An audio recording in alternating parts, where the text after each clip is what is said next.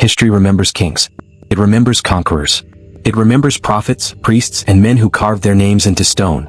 But some of the most important people in history left almost no words behind. One of them raised the most influential figure the world has ever known, and then vanished. His name was Joseph.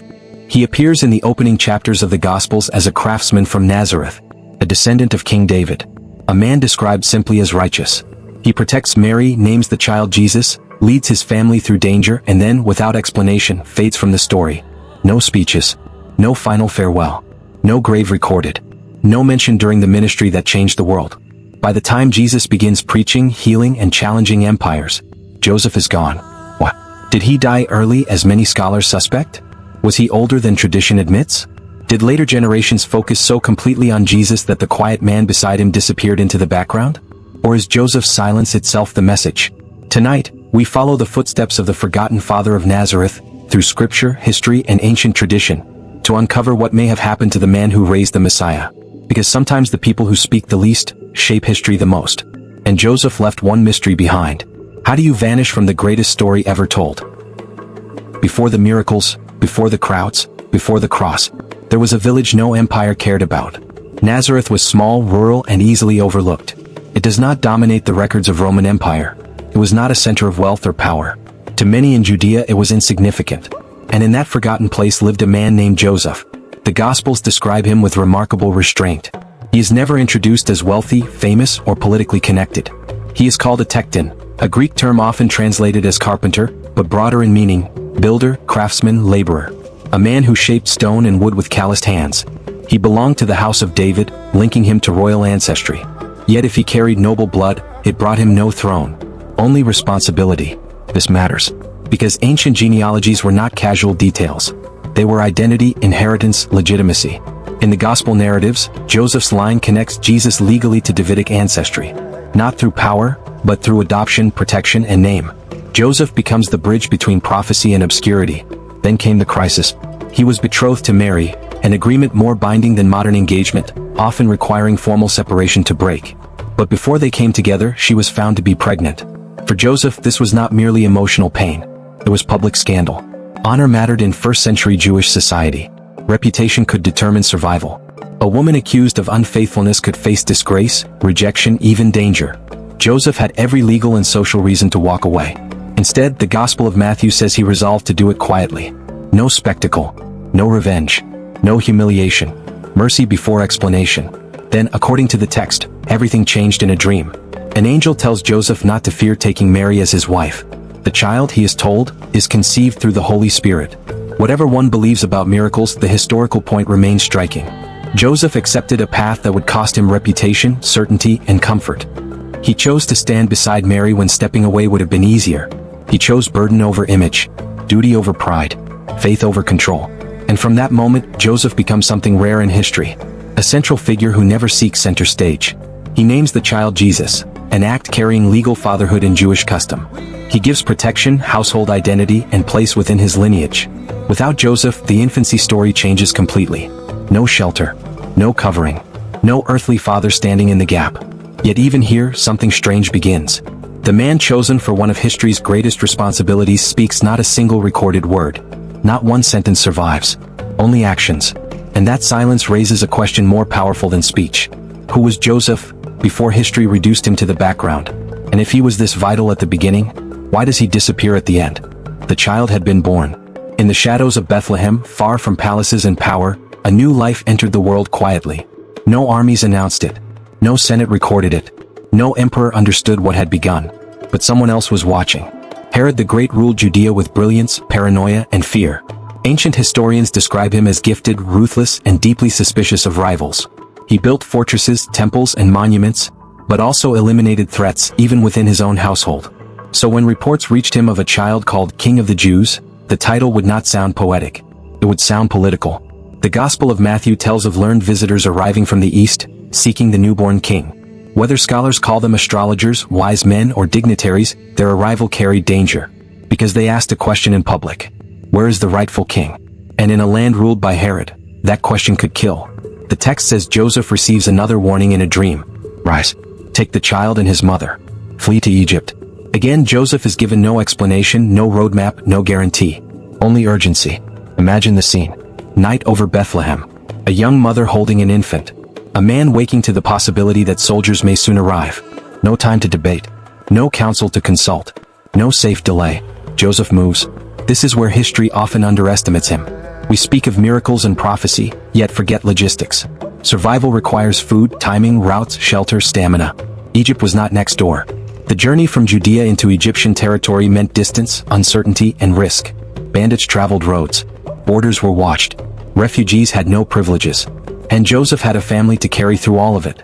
He becomes, in this moment, more than guardian. He becomes shield. Long before Jesus would speak of protecting the vulnerable, Joseph was already living it. Long before crowds followed the son, the father was walking ahead into danger. There is also historical depth here. Egypt had long-standing Jewish communities, especially in cities like Alexandria. A displaced Judean family could plausibly seek refuge there among familiar language, trade networks, and religious communities. So the gospel account does not place them in fantasy. It places them in a believable world of exile. And exile changes people. Joseph, the village craftsman of Nazareth, is now a migrant father in foreign land. He must find work among strangers, learn routes, earn trust, keep Mary and the child safe while carrying the weight of secrets no one around him fully understands. The Messiah sleeps. Joseph stays awake. Yet notice something else. Once again Joseph receives the warning. Joseph leads the journey. Joseph bears the responsibility. And still he says nothing. No recorded complaint. No fear. No boast. Only obedience under pressure. Eventually, after Herod's death, the family returns. But they do not settle in Bethlehem. Joseph, warned again, takes them north to Nazareth in Galilee. Another relocation. Another decision. Another burden quietly carried. By the time Jesus is old enough to remember faces and voices, the pattern is already set. When danger rises, Joseph moves first. When others threaten, Joseph protects. When history needs a man of action, Joseph steps forward unseen. But exile leaves marks. What did those years in Egypt do to him? What did hardship cost his body? What did constant responsibility carve into his soul? Because when the Gospels next reveal the family years later, Joseph is still present. But time may already be running out. Years passed in silence. No miracles are recorded from these hidden years. No sermons. No crowds gathering at doorways. No confrontations with priests or governors. The child grows in obscurity in the routines of ordinary life. And Joseph remains there, in the background of every unseen day. He teaches work with the hands. He teaches the discipline of rising early. He teaches how to measure, repair, build, and endure. The Gospels reveal almost nothing about these years, yet that absence speaks loudly. Jesus did not descend into adulthood fully formed. He was raised in a household shaped by labor, language, prayer, and example. And Joseph stood at the center of that world. Then for one brief moment the curtain lifts. The Gospel of Luke tells us the family traveled to Jerusalem for the feast of Passover when Jesus was 12 years old. This was no casual outing. Passover drew pilgrims from across the land. Roads filled with families, merchants, worshippers, animals, songs, arguments, dust, and anticipation. Jerusalem swelled with movement. For a child from Nazareth, it would have been overwhelming. For Joseph, it was responsibility multiplied. Protect the family. Navigate the roads. Manage supplies. Watch the boy. Then came every parent's nightmare. On the journey home, Jesus was missing. Mary and Joseph, assuming he was somewhere among relatives or fellow travelers, continued on before realizing he was nowhere to be found. Imagine the panic. A crowded road stretching behind them. Night approaching. Thousands of travelers. Their 12-year-old son gone in the largest city they knew. They turned back. For 3 days they searched Jerusalem. 3 days of fear. 3 days of questions.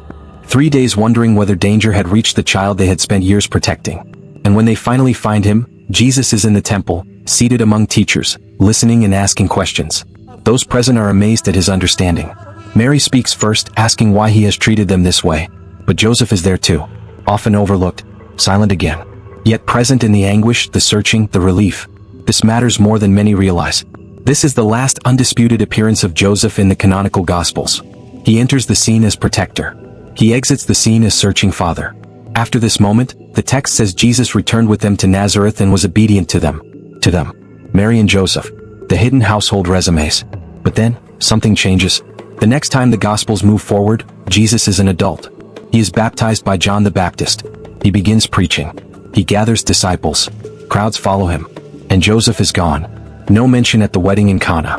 No mention when Jesus teaches in synagogues. No mention during confrontations with authorities. No mention at the cross. For a man so central to the beginning, the silence becomes impossible to ignore. Did Joseph die sometime after the temple visit? Did illness or age overtake him in Nazareth? Did years of labor wear down the craftsman before the ministry ever began? Or did the gospel writers assume everyone already knew what had happened, and never imagined future generations would ask? Whatever the answer, one truth remains. The last time Joseph appears, he is looking for Jesus. And after that, the world begins looking for Jesus too. Then the record closes. From the temple visit at age 12 until the opening of Jesus' public ministry, nearly 2 decades pass with almost no detail. Historians call them the hidden years. For storytellers, they are a void. For anyone searching for Joseph, they are the most important years of all. Because if Joseph disappeared, it likely happened here. The Gospels move from a searching family in Jerusalem to an adult Jesus arriving at the Jordan River to be baptized by John the Baptist. No funeral account. No farewell speech. No final blessing. Just absence. But absence in ancient texts is not unusual. The Gospel writers were not composing modern biographies. They were proclaiming the meaning of Jesus' life, death, and resurrection. They often compress years into a sentence and entire relationships into a passing line. Still, Joseph's silence creates a historical question. What likely happened in Nazareth during those missing years? The simplest answer is also the strongest. Joseph probably continued living the life he always had. Work at dawn, tools in hand, orders to fill, repairs to make, a household to sustain. Nazareth was not wealthy. A village craftsman did not enjoy luxury. Income could be uncertain. Physical labor was relentless. Stone, timber, transport, weather, injury, taxation, all pressed constantly on ordinary families. Joseph was not raising the Son of God inside a palace. He was raising a family under empire. Roman rule of Judea meant taxes, surveillance, and economic pressure. Local elites benefited more than laborers. For men like Joseph, survival itself required endurance. And Jesus would have seen all of it. He would have watched Joseph negotiate with customers, repair what others broke, stretch resources, keep commitments, return home exhausted, rise again the next day. Many later teachings of Jesus emerged naturally from such a world. Concern for the poor, warnings about wealth, respect for workers, images drawn from debt, harvest, building, wages, and burdens. These were not abstract concepts. They were household realities. There is another clue hidden in the text. When Jesus returns to his hometown later, people ask, "Is this not the carpenter?" In another gospel tradition, they ask, "Is this not the carpenter's son?" That suggests Jesus had become identified with Joseph's trade. At some point, the son likely entered the father's work. Hands once guided by Joseph may now be doing Joseph's labor. If so, then the hidden years were not empty years. They were apprenticeship years. Years of tools striking stone. Years of timber measured straight. Years of learning patience through repetition. Years of strength formed in obscurity. And yet, if Joseph was alive when Jesus reached adulthood, why does he never appear when the ministry begins? No proud father at the river. No witness in the synagogue. No defender when opposition rises. This silence has led many scholars and traditions to the same probable conclusion. Joseph died before Jesus' public ministry. Not in scandal. Not in betrayal. Not because he was erased. Because life ended, as it does for countless righteous people, quietly. If true, then Jesus may have known grief long before the cross. He may have buried the man who taught him to work. He may have comforted Mary through widowhood before he ever preached a sermon. He may have stepped into responsibility for the household before stepping into mission for the world. And if that happened, then the hidden years were carrying more sorrow than the Gospels reveal. Because before Jesus healed strangers, he may first have mourned at home. Then came the wedding. In the village of Cana, family and neighbors gathered for celebration. Weddings in first-century Jewish culture were not brief ceremonies. They were communal events marked by food, music, hospitality, and honor. To run out of wine was more than inconvenience. It was embarrassment that could stain a family's reputation. The Gospel of John places Mary there. Jesus is there. His disciples are there. Servants move between tables. Guests fill the scene. But Joseph is not mentioned. At first glance, that may seem small. Ancient narratives often omit secondary figures. Yet in a family-centered celebration, the absence of the household father becomes striking. If Joseph were alive, would he not likely be present with Mary? If he were unable to attend, why no mention at all? If he still led the household, why does Mary appear to act independently? Instead, Mary approaches Jesus directly when the wine fails. They have no wine. It is a brief sentence but loaded with familiarity. She speaks as one accustomed to responsibility. There is no sign of consulting Joseph, no indication of waiting for a husband's direction. For many readers across centuries, this scene feels like the household has changed. Mary appears as a widow. Jesus appears as the adult son now standing in the family space once occupied by Joseph. This is not proof, but it is a powerful clue. Then Jesus responds and the first sign unfolds. Water becomes wine. Quietly, almost privately, glory begins to break through ordinary life. And Joseph is not there to see it. The man who protected the child from Herod the Great. The man who carried him into Egypt. The man who worked years in obscurity to sustain the family, is absent when the miracles begin. There is something profoundly human in that possibility. Many parents labor for years to build foundations they never live long enough to watch flourish. They plant trees whose shade they will never sit under. They sacrifice so others can step into moments they themselves will miss. Joseph may stand among them. And notice what Jesus' ministry immediately reveals. Compassion for ordinary shame. Attention to overlooked families. Power expressed without spectacle. Abundance given quietly. These are not the values of empire. They are the values of a humble home. If Joseph helped shape that home, then even in absence he remains present in influence. But Cana is only the beginning. As Jesus gathers followers, challenges authorities, and speaks with increasing boldness, danger begins to surround him.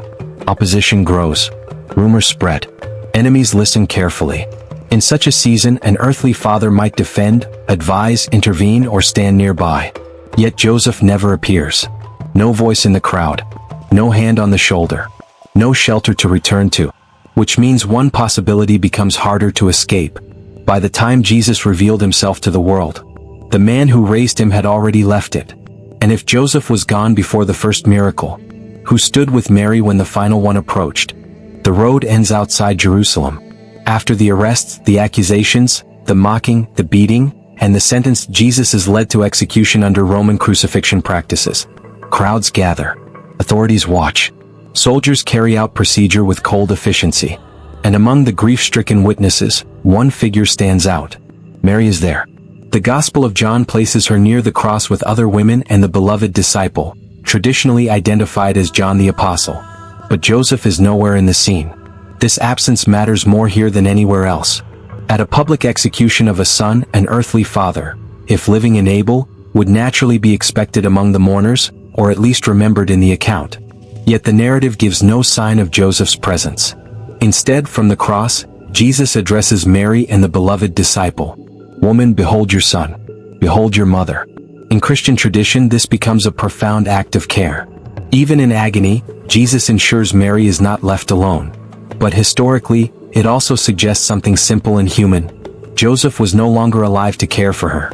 If Joseph had still been present as husband and household head, this transfer of responsibility would be unnecessary or at least strangely framed. The scene makes more sense if Mary is already widowed.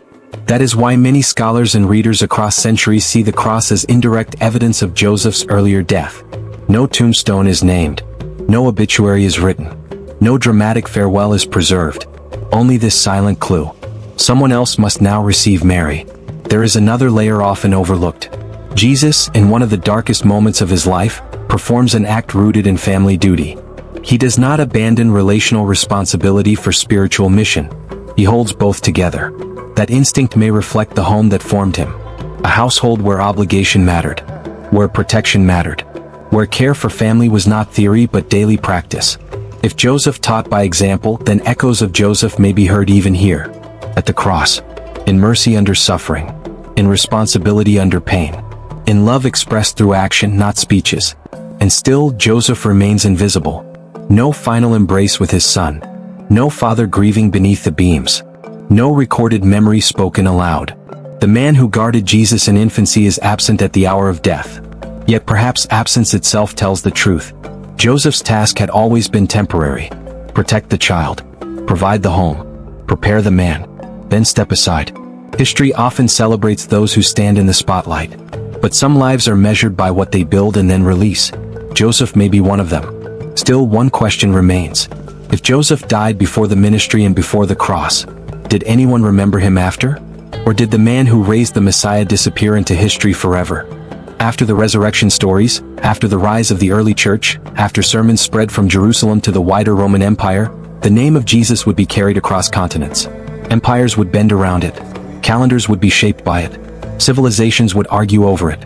And Joseph would remain mostly silent. No letters bearing his name survive in the New Testament. No speeches are attributed to him. No missionary journeys record his presence. No church council rises or falls on his words. For a man tied to the beginning of Christianity's story, he leaves remarkably little trace. And yet, traces remain everywhere. Every time the Gospels call Jesus the carpenter, or the carpenter's son, Joseph stands behind the phrase.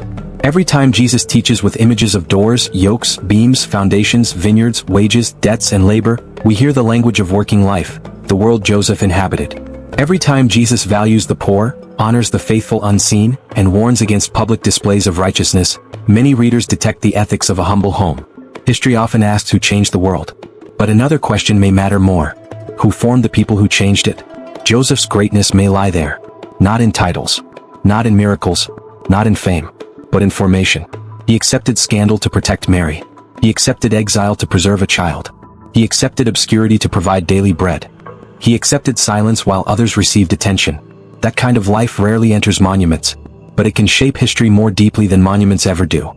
Later Christian traditions across East and West tried to fill the gaps. Some portrayed Joseph as elderly and wise, others as younger and strong. Some imagined peaceful final moments with Jesus and Mary beside him. These traditions cannot be verified with certainty, but they reveal something important. People felt the silence. They knew a man this central to the beginning could not be spiritually insignificant. So why do the canonical Gospels say so little? Perhaps because their purpose was not to satisfy every curiosity. They were written to proclaim Jesus, not preserve every biography surrounding him. Or perhaps there is something fitting about Joseph's disappearance. He spent his whole known life pointing away from himself, toward Mary's safety, toward the child's future, toward God's call. Why would the ending be different? Some men demand remembrance. Others earn it without asking. Joseph may be the second kind. And that is why 2,000 years later the mystery still speaks. The man who raised the Messiah did not vanish because he failed. He vanished because his work was finished. He had sheltered the child, steadied the household, prepared the hidden years. Then history moved forward carrying marks of his hands. So perhaps Joseph was never truly missing. Perhaps he was always where the strongest builders are found, inside what still stands.